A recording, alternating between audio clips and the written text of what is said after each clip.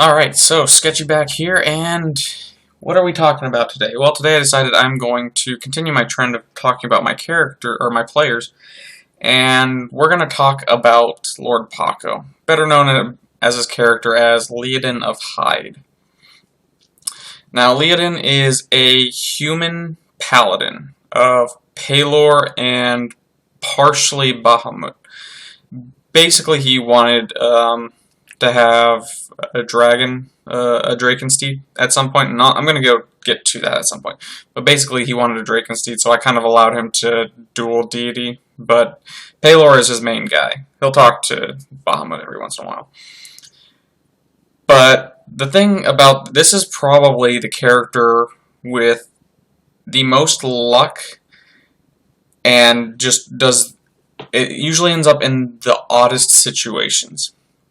You could say he has a shotgun. No, he has a horseshoe up his ass, as well as the blessing of a god. Just maybe not the god he thinks. So to start out, his character first appeared basically in a closet. As I said before, the group had cleared out the bar, went downstairs, and in a closet was Leoden's character. Basically, he showed up. He missed the first night, but he showed up the second night, and this is how we got him into the story. From there, he started out with one of the most interesting situations that you could really have. Shortly into the dungeon, it was a first level dungeon, so I was throwing a bunch of goblins. Fairly simple, easy things to take care of. And what he did is his character has a halberd. For one reason or another, he really likes halberds. And so his character has a halberd. And the halberd is, the average halberd is, I'd say, about this big of a blade. And counting the stick, this is how much damage area it has. A goblin, on the other hand, is maybe, has a torso of maybe a foot by 6 to 8 inches, give or take. This is all speculation. These are fantasy creatures. So what he ends up doing is he was seeing the lion man chucking things around to great effect. So he decided that he's going to throw his halberd, which is nothing really wrong with that. He takes penalties, but I think he had a relatively high dex for a paladin, so he made the attack. But it doesn't kill the goblin. So I say it stabs into the goblin, and in all honesty, in real world, this would kill the thing. It cleaves it almost in half.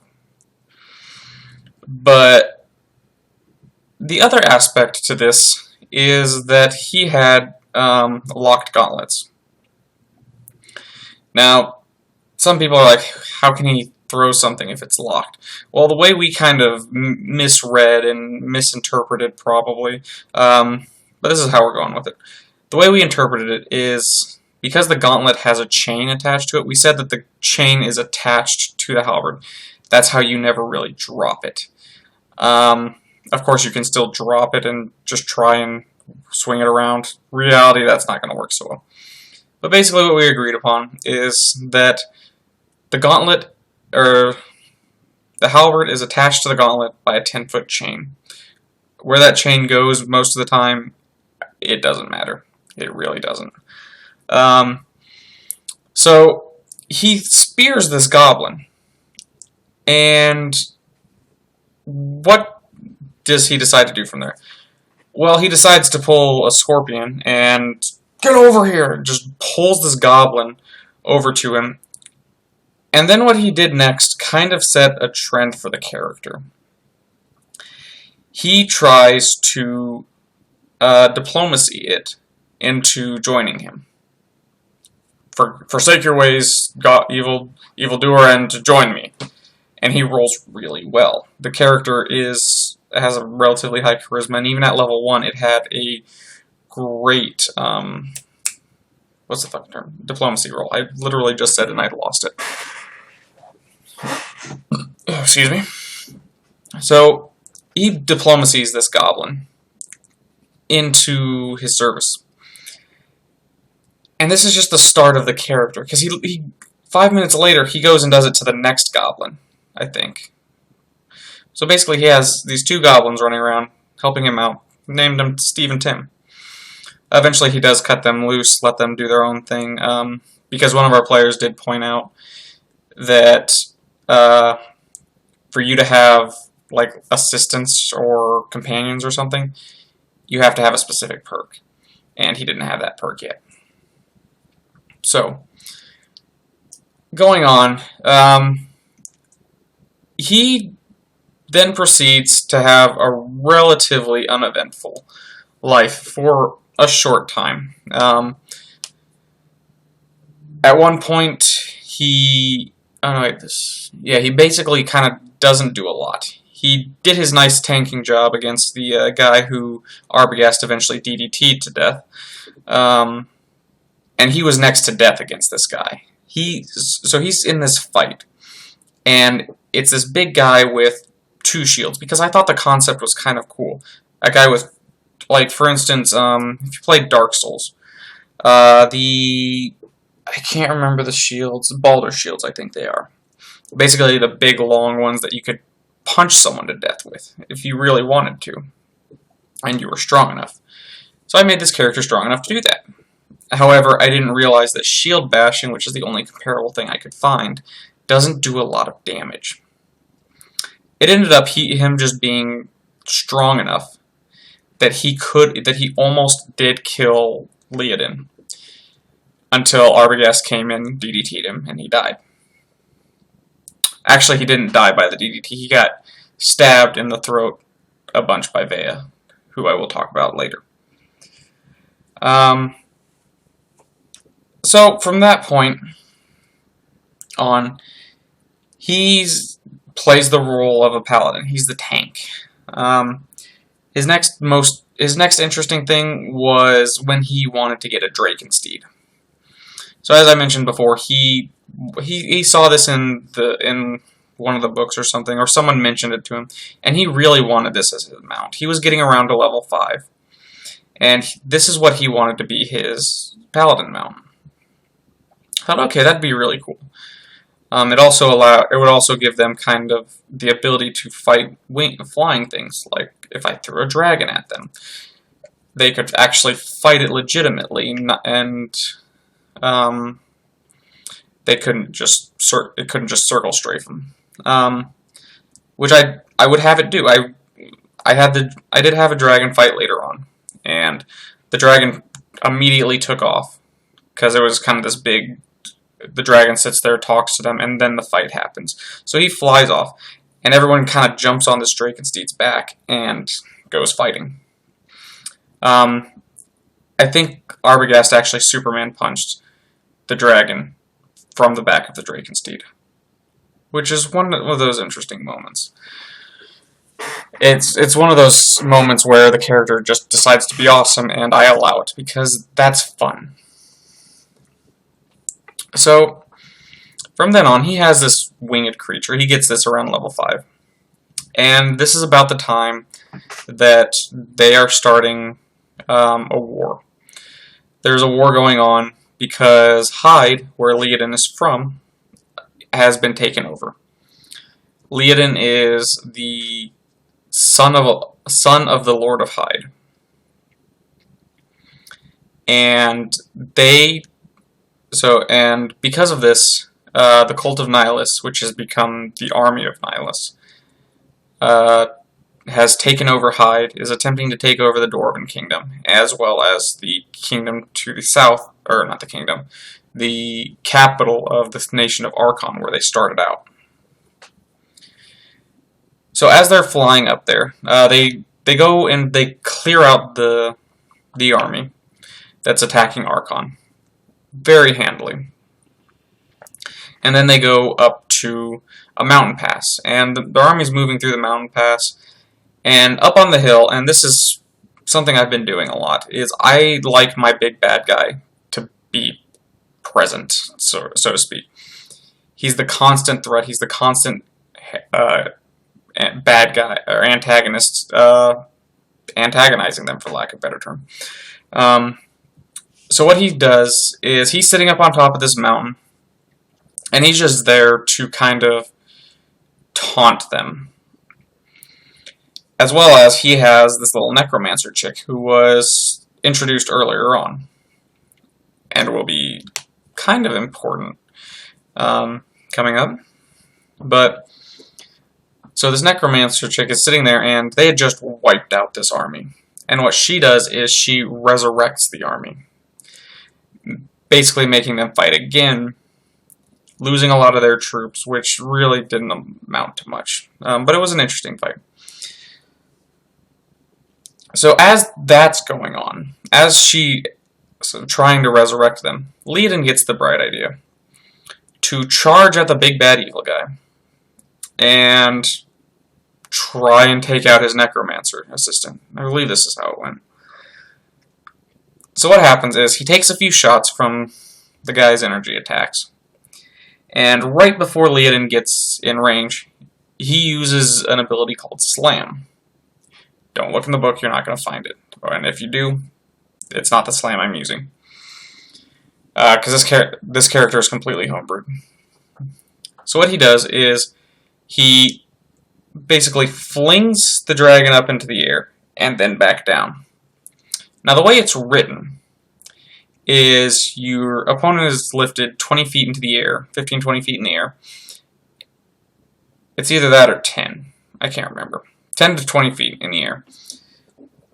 And then slammed to the ground. Now the thing is, he was already a few hundred feet in the air. Maybe 1,000 feet or so. So, according to the way the move is written, he's dead. He's going to be flung hundreds of thousands of feet, hundreds or thousands of feet straight to the ground. So I said, you know, that doesn't make any sense. And I don't want this character to die like that. If he dies, he dies. But I'm going to kind of fudge in his favor. To where, basically, if you're, say it's 10 feet, and if you're going to do this move to someone who is on the ground, you're going to fling them up in the air and then fling them straight back down 10 to 15 feet worth of force. So I said, that's what happens. You go up, you go down, and then he was given I gave him the chance to save and not crash into the ground. So I said, okay, make your Drakensteed make an agility check. And he rolls the first one and he fails. Like, okay, so roll the next, make another one. Because he's falling a long way. I'll give him a couple chances. And it was either the second one or I had him make a third one, and that one he succeeded. But he eventually succeeded in stopping his free fall. So afterwards I rolled a bunch of dice, said, okay, you take 70 damage between the two of you. And it wasn't enough to kill them. Which is good. I didn't want him to die yet. That's the kind of the DM I am. I like the story, and I want the characters to continue. If they die because of just outright combat, then I'm gonna kill them, which I have done to one character. But I do want them to stay alive, so I'm not gonna bullshit them to death. So he somehow survives this. And then they go on, and then they eventually do fight their way through Heide. They fight their way into the castle, and this is where they're having a big showdown. Think of, the only thing I'm thinking of is the sit down with pagan men, so to speak, where you're sitting down, you're eating food, because that's basically what happened. They fought their way through the city, and right when they got to the castle gate, he just flung open the door, come in, sit down. And the paladin and the lion, honestly, were just like, sure, we'll sit and eat. And they banter back and forth for a little bit before Vex pulls... Vex is the bad guy. Before Vex pulls his, basically, trump card. He pulls out the father of Leoden. and says, "Okay, I want you to surrender right now. Have your army drop their weapons. You guys drop your weapons, or your family's going to be killed right now." And he says, and they're like, "You got no. We want to end this peacefully." And he's like, "No, this isn't. This is how it's going to end.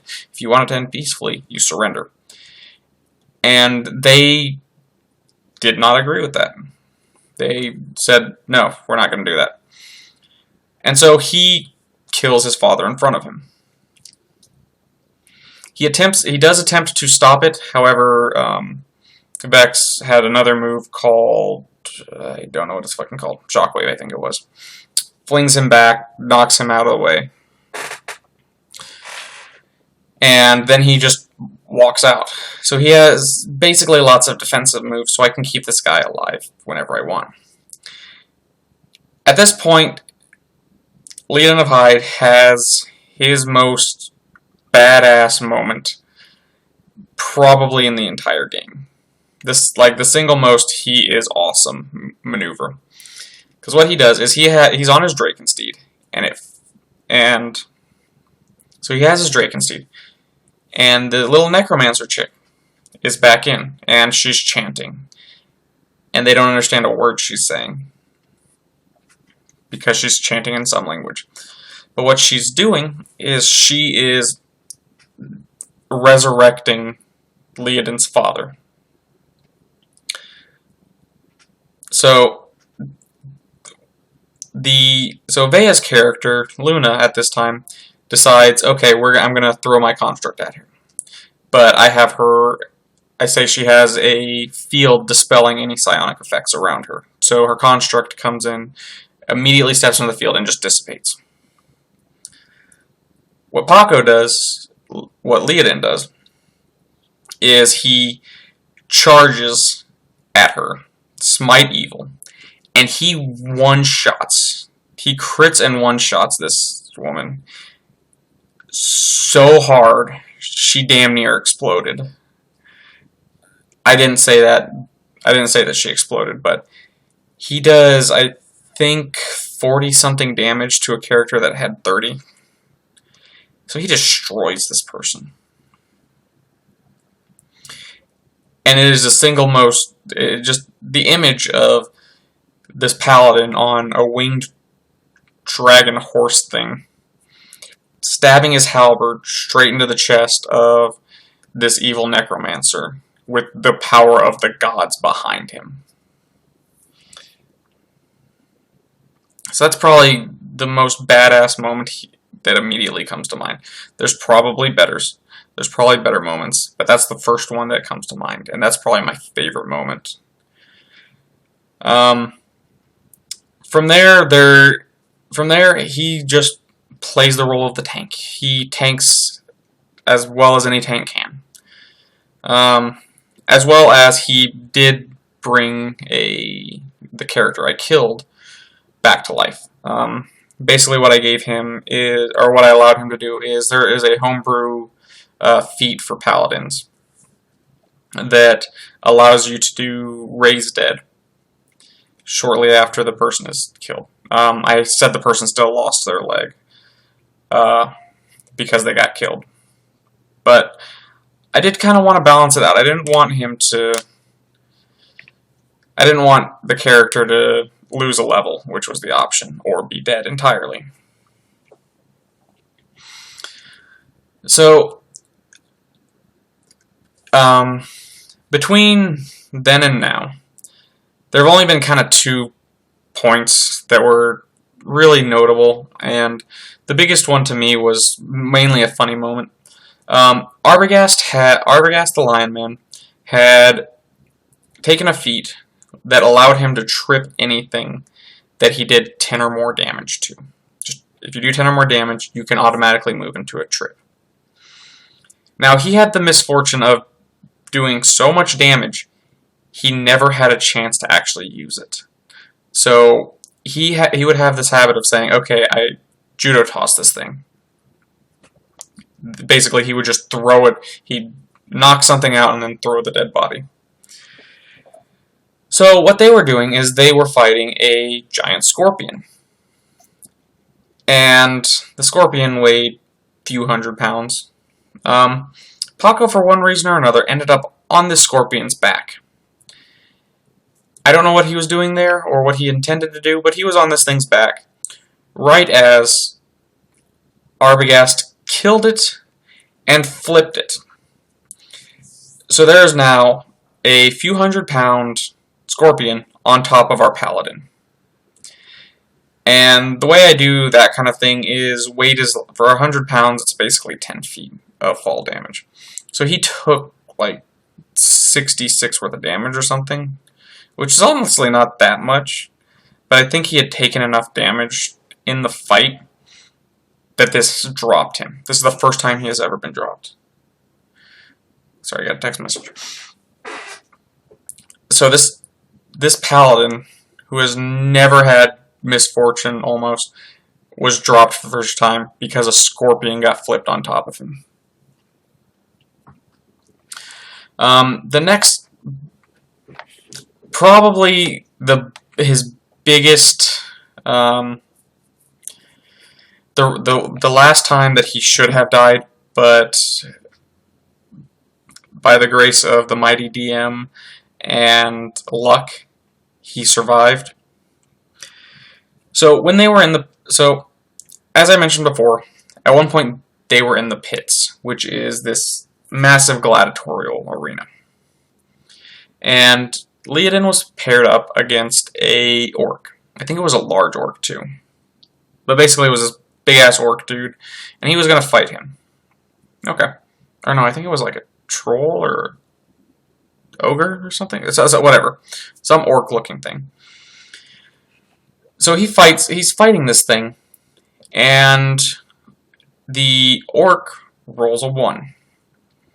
Now, what we've been doing is, when you roll a 1, we roll on the fumble chart. The fumble chart we use is kind of a funny one. For instance, random things can happen, like the elephant in the room is one of them. And literally, an elephant appears out of nowhere, looks angrily at you, and then disappears. It pushes everyone in the area back. Or a dragon is summoned. And that's exactly what happened. We rolled on the fumble chart, and the dragon option came up. So it says, a black dragon, or a rift in space is opened by your weapon, and a black dragon is summoned. And then you roll for its age, and then you roll for how long it's there. So I roll on the age, and it's basically a 1 to 12 option, with 1 being the lowest, basically a newborn dragon, and 12 being that a dragon that's been around for ages. I think it's a great worm is the highest. I didn't roll that, but I did roll a 10, which is an ancient black dragon. So this thing is powerful. I think its bonus alone to attack is 40. 40 or 45, something like he can inflict massive damage just by hitting you. That's how powerful this thing is. So I do that, and I'm like, okay, so a black dragon appears in front of you, and immediately they're like, well, goodbye guys. Start playing taps. I'm like, oh, well, you might have a chance to survive. It's only going to be here for a D4 of time, and we have to see how long it's going to be here. And if it was a 1 or a 2, he'd have been perfectly fine. I rolled a 4. So he is now in the ring with an ancient black dragon for 4 rounds. He's dead. He's going to die. So what I do is, the first round, I say the dragon kills the orc. The orc is what summoned him. He's angry. He's an angry black dragon, and he kills him. And I say, this isn't a very it's a black dragon. It's not very intelligent. It's probably more intelligent than the average human, but whatever. And so I decided, Okay, roll high, pick a high or low. Basically, if I rolled high, the dragon isn't going to attack him because there's thousands of people around, there's thousands of yelling people, there's thousands of armed people. They seem like more pressing threats than the lonely paladin right in front of him. If he rolled low, he's like, hey, look, it's lunch, and I'm going to eat it. So the first time, he rolled low. And the dragon uses its breath weapon, does 53 damage. He's got 1 HP left.